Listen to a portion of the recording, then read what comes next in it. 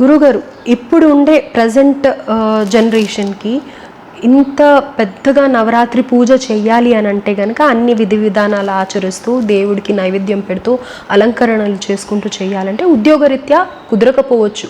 అయితే ఎలాంటి పూజ సులభమైన పద్ధతి ఏదన్నా ఆచరించాల్సిన విధానం ఏదన్నా ఉందా?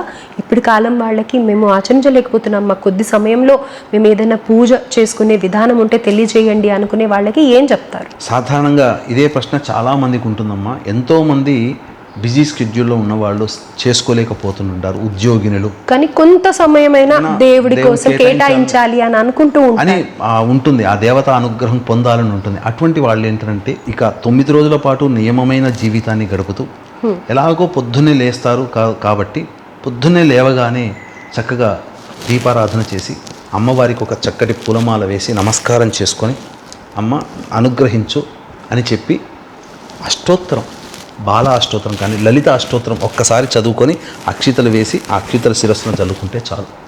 అమ్మవారికి సాయంత్రం నుంచి ఇంటికి రాగానే చక్కగా కాళ్ళు చేతులు స్నానం ఆచరించాల్సిన అవసరం లేదు, కాళ్ళు చేతులు కడుక్కొని శిరస్సును నీళ్లు చల్లుకొని పుండరీకాక్ష అనుకొని నీళ్లు చల్లుకొని తదనంతరం దేవతా పూజా మందిరంలోకి వెళ్ళి మళ్ళీ దీపారాధన చేసి అమ్మవారికి సంబంధించి ఒక అమ్మవారి రూపు, వెండి రూపుగానో లేదా కనీసం ఒక రూపాయి కాయిన్ మీదనైనా కానీ అమ్మవారి ముందర తమలపాకు పెట్టైనా కానీ అమ్మవారి అష్టోత్తరాలు చదువుతూ కుంకుమ పూజ ప్రతిరోజు ఆ కుంకుమ పూజను వాడిన కుంకుమనే వాడవచ్చమ్మ, తప్పేమీ లేదు.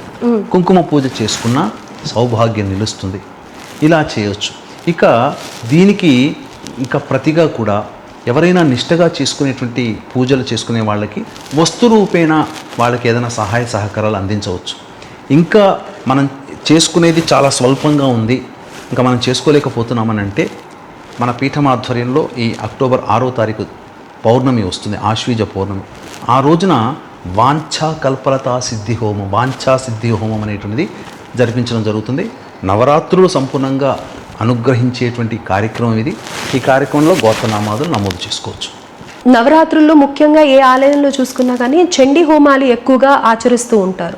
అయితే ఇందులో దీక్షగా ఉన్న వాళ్ళు ఎక్కువగా పార్టిసిపేట్ చేయడం మనం చూస్తూ ఉంటాం. కానీ ఎవరెవరి చండీ హోమం చేసుకోవాలి, ఎలాంటి ఫలితాలు ఉంటాయంటారు?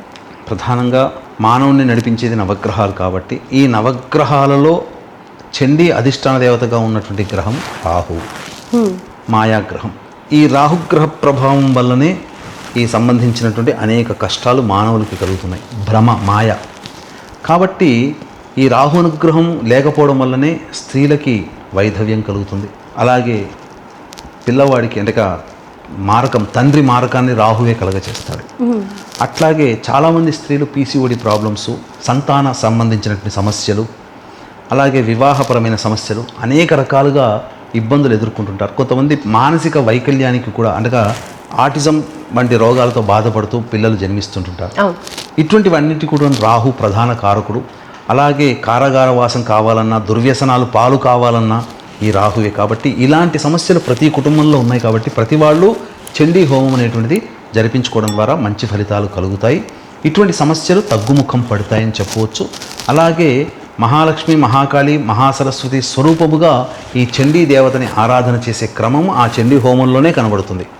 అధ్యాయాల్లో సప్తశతి 700 శ్లోకాలలో మహాలక్ష్మి, మహాకాళి, మహాసరస్వతి రూపంగానే ఈ చండీ వర్ణన అంతా ఉంటుంది. ఈ చండీ వర్ణనలో ఒక్కొక్క దేవత ఒక్కొక్క రాక్షసులను ఏ విధంగా సంహరించిందనే వృత్తాంతమే చెబుతూ అమ్మవారి విజయాన్ని కీర్తిస్తూ ఉండేటువంటిదే ఈ యొక్క చండీ సప్తశతి పారాయణం.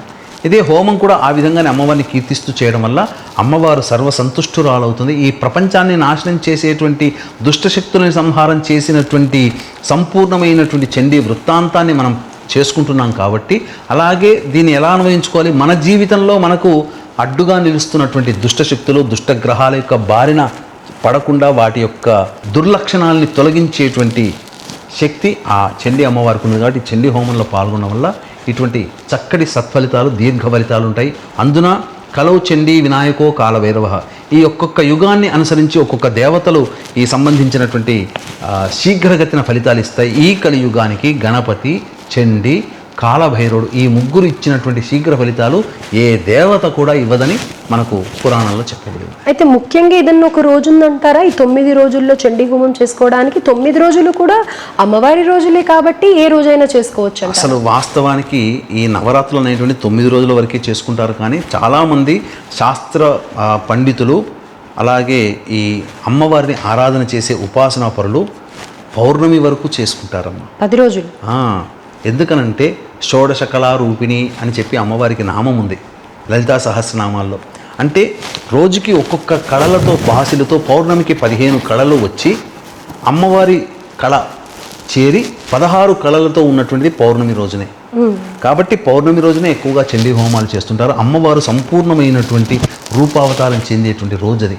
కాబట్టి పౌర్ణమి రోజునే ఈ విధంగా చేసుకోవడం మంచిది. 9 రోజుల పాటు 9 విధంగా చేసుకోవడం ఒక ఎత్తు అయితే, పౌర్ణమి వరకు కొనసాగించి పౌర్ణమి రోజున ఉద్యాపన చేసుకునే విధానం మరొక ఎత్తుగా చెప్పవచ్చు.